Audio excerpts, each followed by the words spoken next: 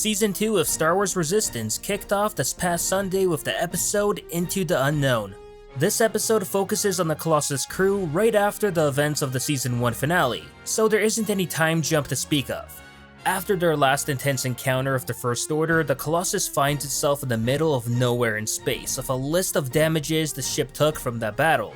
Despite all the problems, everyone agrees that the engine and the defense systems take priority to repair. So Kaz, Niku, and Tora are put in charge to go to the bottom level of the Colossus and attempt to get that fixed.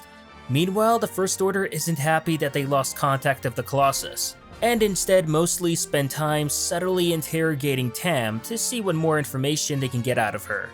When it's clear that Tam has no more love for the Colossus crew, then she's officially granted her First Order pilot status. Back on the Colossus, we soon find out a slightly damaged First Order BB-8 unit managed to stow away itself onto the ship, and ends up causing plenty of problems for Kaz and friends. Eventually, Kaz gets rid of the evil BB-8 unit by opening a trapdoor to the vacuum of space, which ends up sucking the droid away for good. Overall, I thought this episode was fine. I enjoyed the moments of comedy it did have, especially the gravity gag in Aunt C's tavern, but I did think that they started to overplay it by just a little bit too much. The horror aspect I did think was neat though, as this episode did give us some vibes of Ridley Scott's Alien movie. I didn't think it was possible, but this show somehow was able to make a BB unit feel like a creepy monster at times.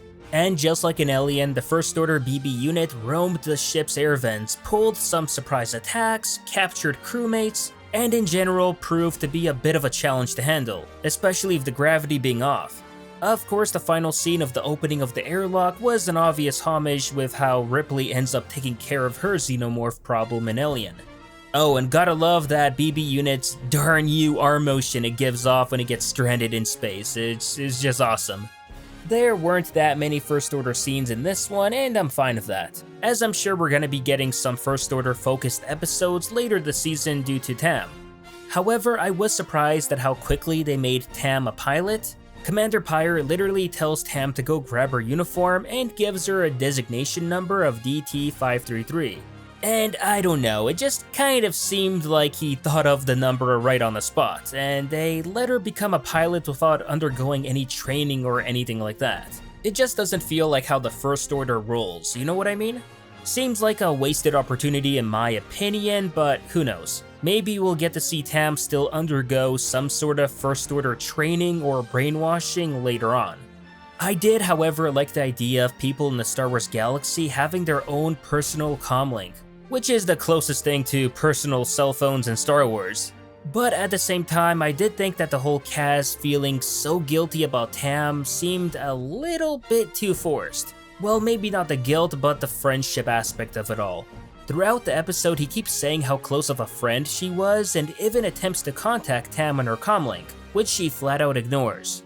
Might just be me, but I never got the impression Kaz and Tam were all that good friends. Kaz and Niku, sure, they were friends. Kaz and Tam, on the other hand, always seemed to have a co-worker-only relationship, and that's about it. And most of the time, Tam would always get annoyed and frustrated with Kaz, so yeah, the whole Kaz and Tam deep friendship thing I couldn't really buy. All in all, this episode was slow but enjoyable. The Colossus crew obviously have a lot to take care on that ship before they can get into any real action again. So yeah, an episode had to be dedicated to just that. Of course, I'm sure things are bound to get heated up real soon once the First Order finds out where the Colossus actually is. And I have a feeling it might just be due to Kaz's failed attempt at contacting Tam too. But that was my take on this episode of Star Wars Resistance. Let me know what you all thought about it in the comments down below. And if you haven't already, remember to like this video, subscribe to the channel, and I'll see you on the next one.